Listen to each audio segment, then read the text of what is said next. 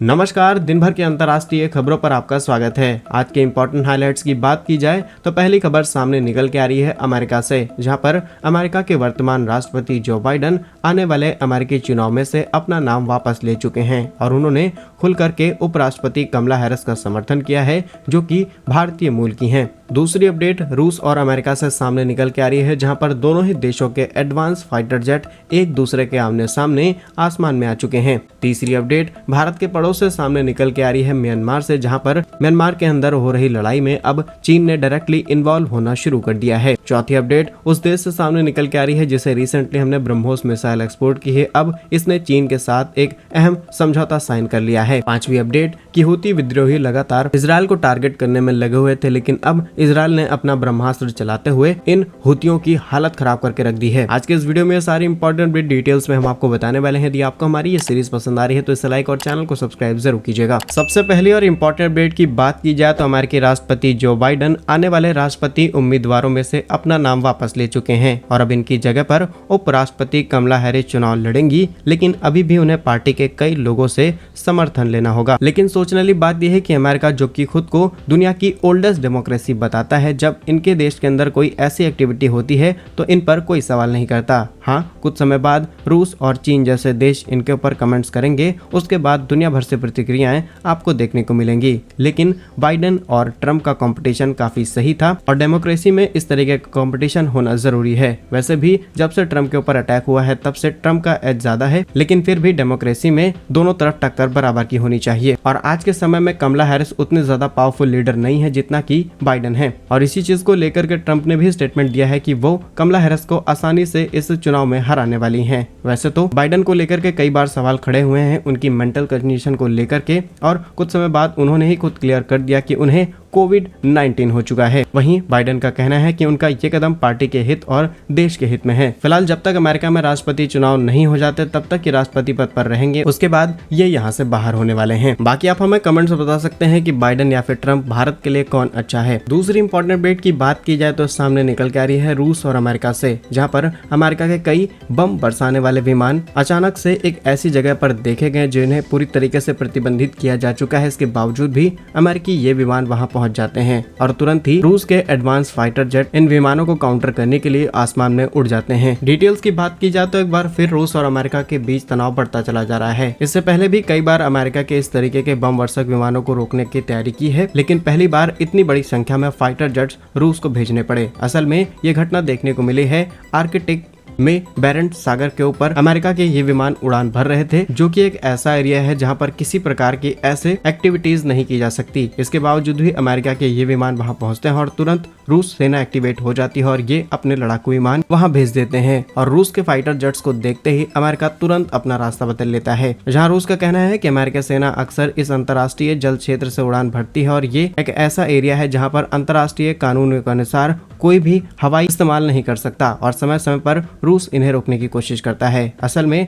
America रूस को घेरने की तैयारी में है। वहीं इसी चीज को लेकर के रूस के रक्षा मंत्रालय की तरफ से भी स्टेटमेंट आ चुका है। मंत्रालय का कहना है कि इस सीमा के निकट आने वाले किसी भी हवाई हमले को रोकने के लिए हमारे लड़ाकू विमान हमेशा से तैयार रहते हैं। इन्होंने बताया कि अमेरिकी वायुसेना के 2 B-52H विमानों को यहाँ पर पॉइंट आउट किया गया है और यदि ये विमान गलत तरीके से नहीं आए थे तो जैसे ही रूस के फाइटर जेट पहुंचते हैं ये अपना रास्ता क्यों बदल लेते हैं। इस चीज का जवाब अमेरिका से मांगा गया। अब देखते हैं अमेरिका इस पर क्या रिएक्ट करता है। तीसरी इंपॉर्टेंट अपडेट की बात की जाए तो सामने निकल के आ रही है भारत के पड़ोस से। भारत के पड़ोस यानी म्यांमार, जहां पर चीन के दबाव के चलते यहां पर होने वाला जो एक तरीके का गृह युद्ध है, अब इस पर रोक लग चुकी है। डिटेल्स की बात की जाए तो म्यांमार के अंदर सेना और अलग अलग गुटों में ग्रुप्स बढ़ चुके हैं जहां पर आपस में ही वॉर चल रही है। इसे आप एक तरीके का गृह युद्ध कह सकते हैं जिसमें सब अपने हाथ में पावर और कंट्रोल लेना चाह रहे हैं। लेकिन इसी बीच चीन ने यहाँ पर मौके का फायदा उठाते हुए दखल अंदाजी देनी शुरू कर दी है। कभी कभी चीन ने यहाँ पर हथियारों की सप्लाई की और तमाम तरीके की ऐसी एक्टिविटीज की गई हैं जिससे चीन को फायदा मिल सके। बट नाउ चीन के दबाव में आकर के म्यांमार की नेशनल डेमोक्रेटिक अलायंस आर्मी और अंग नेशनल लिबरेशन आर्मी ने पहले 14 से 18 जुलाई तक अपने इस युद्ध को विराम दिया और अब फाइनली इस युद्ध को 31 जुलाई तक रोका जा चुका है। इसमें सीधे सीधे चाइना इन्वॉल्व है, लेकिन चाइना इस युद्ध को रोक करके आगे कौन सी स्ट्रेटजी अप्लाई करेगा और ये युद्ध बड़ा और हो सकता है, इस पर अभी कोई स्टेटमेंट नहीं दिया जा सकता। लेकिन यहाँ पर क्वेश्चन ये है कि ये भारत के पड़ोस का मामला है और जितना ज्यादा चाइना यहाँ पर इन्वॉल्व हो रहा है, भारत को भी यहाँ पर इन्वॉल्व होने की जरूरत है। अदरवाइज ऑलरेडी भारत के नॉर्थ ईस्ट सेक्शन में कई प्रकार के डिस्प्यूट हमें देखने को मिलते हैं। अगर चाइना भी यहाँ स्ट्रांग हो जाता है तो डेफिनेटली आगे चल के भारत के लिए ये बड़ी दिक्कत बन सकती है। तो अभी भी भारत सरकार को यहाँ पर कुछ इंपॉर्टेंट डेवलपमेंट्स करने चाहिए। यदि आप हमारी बात से सहमत हो कमेंट बॉक्स में यस जरूर लिखिएगा। चौथी इंपॉर्टेंट अपडेट की बात की जाए तो चीन और फिलीपींस के बीच एक समय से युद्ध की स्थिति बन रही है। फिलीपींस ने जब से ही भारत से ब्रह्मोस मिसाइल खरीदी है तब से चीन पूरी तरीके से बौखला गया है और चीन लगातार फिलीपींस पर छोटे मोटे अटैक्स कर रहा है, उनकी सेना को डिस्टर्ब कर रहा है। इसके अलावा फिलीपींस के स्पेशल इकोनॉमिक जोन के अंदर भी लगातार घुस के कई मिलिट्री एक्सरसाइज परफॉर्म कर रहा है। सिर्फ इतना ही नहीं बल्कि कई ऐसे आइलैंड है जिन्हें फिलीपींस क्लेम करता है और हिस्टोरिकली भी वो फिलीपींस के ही पास थे, उन्हें भी चाइना आर्टिफिशियली डेवलप करके अपने नाम करने की कोशिश में है। लेकिन इसी बीच खबर सामने निकल के आई है कि फिलीपींस और चीन ने एक अहम समझौता कर लिया है जिससे इन दोनों देशों का एक द्वीप को लेकर के जो विवाद है वो काफी हद तक कम हो जाएगा। सही मायने में देखा जाए तो फिलीपींस एक ऐसे लोकेशन पर है जहां से चाइना का काफी बड़ा ट्रेड किया जाता है, क्योंकि साउथ चाइना सी हमेशा से ही चीन के लिए एक इम्पोर्टेंट रूट रहा है। और इसी बीच एक आइलैंड है जिसका नाम है सेकंड थॉमस शोल, जो कि स्पेशल इकोनॉमिक जोन के हिसाब से देखा जाए तो ये फिलीपींस के अंडर आता है, लेकिन चीन इसे अपना बताने की कोशिश कर रहा था। और रिसेंटली फिलीपींस और चीन के बीच हुई बैठक में एक आदान प्रदान किया गया और उसमें हुए अहम समझौते में यही क्लियर किया गया है कि इस क्षेत्रीय दावों को कोई भी देश किसी भी प्रकार का क्लेम नहीं करेगा। सही मायने में देखा जाए तो ये एरिया ऑलरेडी फिलीपींस के अंडर आता है, लेकिन जिस तरीके से चीन ने इस समझौते पर हस्ताक्षर करा लिए हैं इससे लगता है कि चीन अपनी कोई और नई स्ट्रेटजी पर काम करने वाला है। फिलहाल दोनों ही तरफ से अधिकारियों ने इस बात को एक्सेप्ट कर लिया है जिससे आने वाले समय में किसी प्रकार का डिस्प्यूट यहाँ ना हो, क्योंकि यहाँ से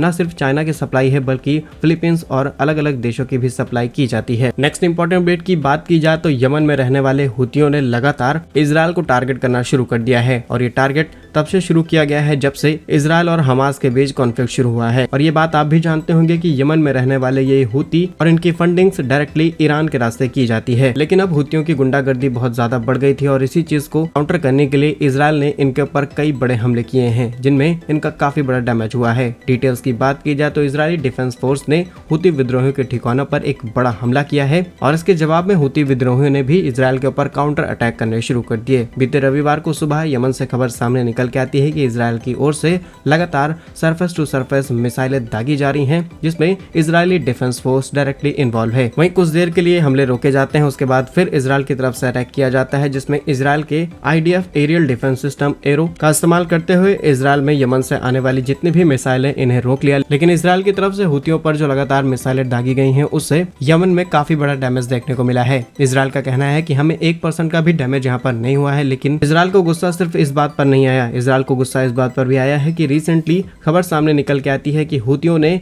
तेल अवीव जो इजरायल की एक बहुत इंपॉर्टेंट लोकेशन है वहां पर हमला कर दिया है। उसके बाद से ही इजरायल ने मन बना लिया था कि अब इनके ऊपर काउंटर अटैक करना है और फाइनली ये अटैक हमें देखने को मिला है और इसके बारे में लास्ट वीडियो में हम आपको ऑलरेडी सारी डिटेल्स बता चुके हैं। तो क्या कुछ कहना है आपका इन सभी दिन भर की अंतर्राष्ट्रीय खबरों पर हमें कमेंट्स में जरूर बताइए। यदि आपको हमारी ये सीरीज पसंद आ रही है तो इसे लाइक और चैनल को सब्सक्राइब जरूर कीजिए। वंदे मातरम, भारत माता की जय।